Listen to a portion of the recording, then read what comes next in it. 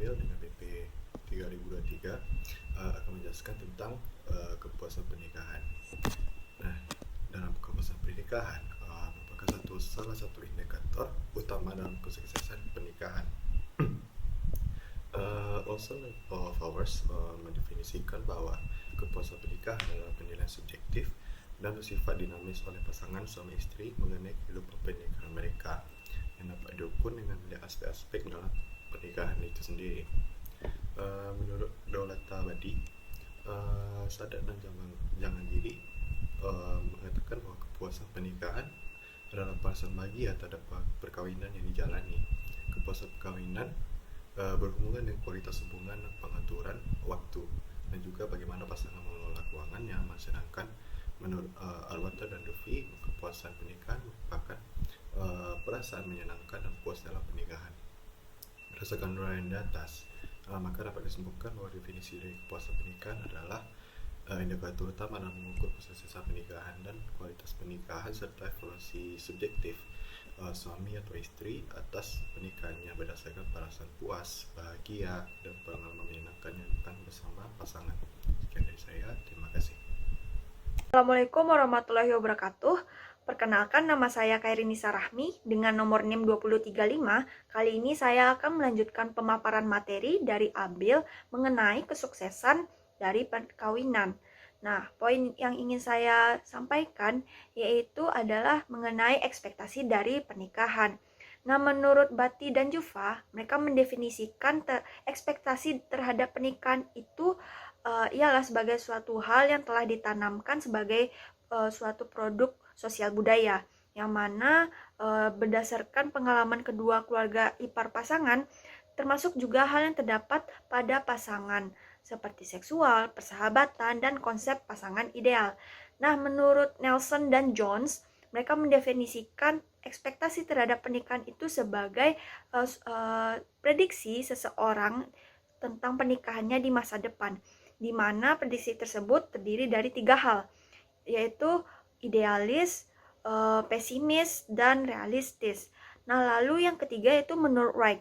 Wright mendefinisikan ekspektasi terhadap pernikahan itu sebagai keyakinan individu bahwasannya pernikahan itu akan penuh dengan kebahagiaan dan bebas dari yang namanya konflik, serta kedua suami istri itu akan seutuhnya memahami kebutuhan yang dimiliki oleh pasangan mereka itu. Nah, berdasarkan uraian di atas, dapat disimpulkan bahwasannya ekspektasi terhadap pernikahan itu adalah suatu keyakinan individu akan konsep pernikahan yang sempurna, di mana pernikahannya kelak akan penuh dengan kebahagiaan dan bebas dari konflik, karena saling memahami kebutuhan pasangannya. Sekian pemaparan materi dari saya. Terima kasih. Assalamualaikum warahmatullahi wabarakatuh.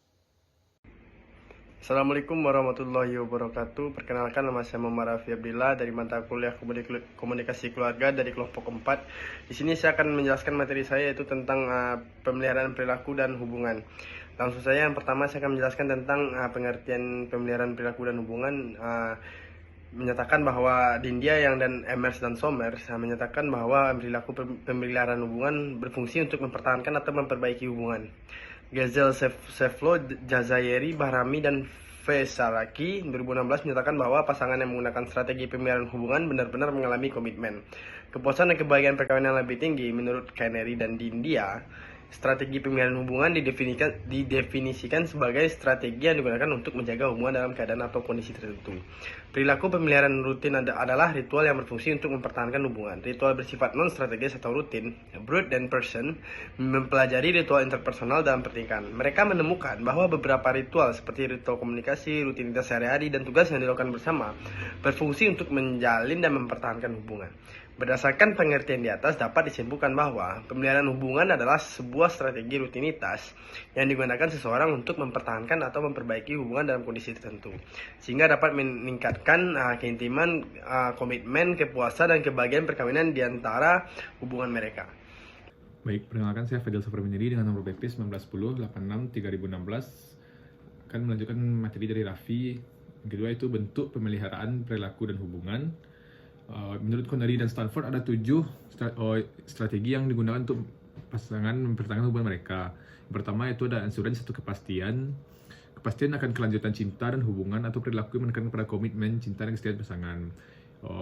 Kepastian ini sangat penting dalam hubungan, gimana yang kita ketahui yang namanya perempuan pasti mereka butuh kepastian gitu bagaimana hubungan mereka ini dibawa ke depannya. Yang kedua ada keterbukaan yaitu openness, yaitu pengungkapan diri atau self disclosure terhadap pasangan dalam membahas perasaan atau hubungan atau ekspresi langsung perasaan hubungan mereka satu sama lain. Keterbukaan ini sangat penting dalam sebuah hubungan menurut saya karena dengan terbuka satu sama lain akan meningkatkan kepercayaan dalam hubungan tersebut. Ketiga itu ada positivity atau positif, yaitu mempertahankan hubungan dengan menggunakan perilaku atau interaksi yang menyenangkan. Seperti pasangan kalian yang memberikan vibes positif setiap harinya kepada kalian yang membuat kalian bahagia dan tidak galau-galau gitu. Yang keempat yaitu ada social network atau jaringan sosial, yaitu mempertahankan hubungan dengan cara menggunakan link gitu seperti keluarga, teman, saudara untuk menjaga hubungan mereka gitu. Seperti misalnya udah kenal dekat dengan keluarganya atau dekat dengan ibunya, jadi hubungan tersebut akan terasa lebih erat gitu. Yang kelima ada share task, yaitu berbagi tugas. Itu pemeliharaan yang menekankan pada tugas dan kepuasan pasangan atas tanggung jawab mereka gitu. Misalnya kepuasan pasangan ini menjadi tanggung jawab diri mereka gitu dia merasa. Yang keenam ada advice atau nasihat, yaitu pemeliharaan hubungan yang dengan mengekspresikan pendapat atau memberi saran kepada pasangan. Misalnya ada nih suatu masalah terjadi, maka pasangan harus memberikan saran-saran suatu solusi terhadap masalah tersebut.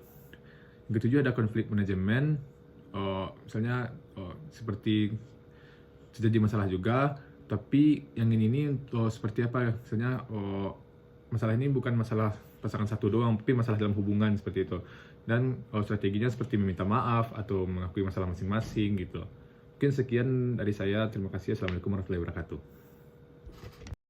Baiklah, saya Mia Putri Retraf dengan BP 1910863029 akan menjelaskan materi mengenai persepsi dan pemeliharaan hubungan. Nah, sebuah perlakuan bisa diartikan sebagai sesuatu yang berbeda dari setiap pasangan tergantung dari persepsi masing-masing pasangan tersebut. Nah, di beberapa penelitian menemukan bahwa bagaimana kesuksesan sebuah pernikahan dan berkaitan dengan persepsi yang dibuat beberapa pasangan mengenai pernikahan dan juga perilaku yang ada di dalamnya.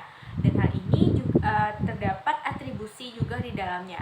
Atribusi sendiri merupakan persepsi khusus yang dibentuk seseorang mengenai alasan atau penyebab perilaku yang dilakukan oleh orang lain, atau lebih singkatnya adalah mencoba memahami mengapa orang lain melakukan hal tersebut.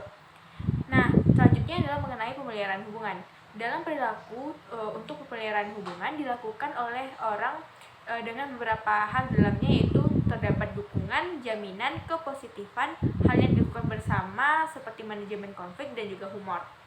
Nah, seorang individu menggunakan perilaku pemeliharaan hubungan agar berjalan hubungan tersebut dengan baik, dan hal ini juga dilakukan untuk mempertahankan keseimbangan hubungan dan pada beberapa hal tertentu untuk mencapai tingkat kepuasan yang tinggi. Nah, karena hal ini di beberapa kasus tidak adanya kepuasan hubungan menjadi salah satu faktor dari berakhirnya atau putusnya suatu hubungan. Sekian dari saya, terima kasih. Assalamualaikum warahmatullahi wabarakatuh. Saya Redgatil Haira dengan BP 1910861009. Pada video kali ini saya akan menyampaikan materi tentang tipe-tipe pasangan. Secara umum, seseorang dalam memilih pasangan dipengaruhi oleh hukum ketertarikan atau law of attraction. Hukum ini mempengaruhi proses umum dari seseorang dalam memilih pasangan hidup. Hukum ini terdiri dari faktor-faktor sebagai berikut. Yang pertama, yaitu ada keakraban secara umum. Seseorang cenderung menyukai orang yang melakukan interaksi sering dengannya. Semakin banyak waktu yang dihabiskan dengan seseorang tersebut, maka terjadilah sebuah keakraban. Yang kedua, yaitu daya tarik fisik. Daya tarik fisik ini bisa kita lihat dari penampilannya, atau dari segi kecantikan atau ketampanannya. Hal ini menjadi faktor tertentu untuk seseorang memilih pasangan. Yang ketiga, yaitu ada kepribadian atau karakter. untuk kepribadian ini memiliki seperti kecakapan, kemampuan sosial, rajin, menarik, yang bersifat personal diri. Yang keempat yaitu kedekatan. Kebanyakan orang akan menikah dan memilih pasangan itu dengan seseorang yang lebih terasa dekat dengannya, dan kecocokan antara seseorang tersebut menjalin komunikasi. Yang kelima atau yang terakhir yaitu ada kesamaan. Faktor ini adalah faktor yang paling kuat mempengaruhi pemilihan pasangan untuk setiap parameter latar belakang, kepribadian, nilai, dan pengalaman.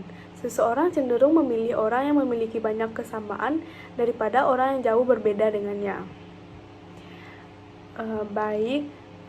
Untuk dari faktor-faktor tersebut dapat saya kelompokkan tipe-tipe pasangan itu ada beberapa, yaitu seperti pasangan yang setia, pasangan yang dekat dengan keluarga, pasangan yang humoris, pasangan yang romantis, peduli, lain dan sebagainya.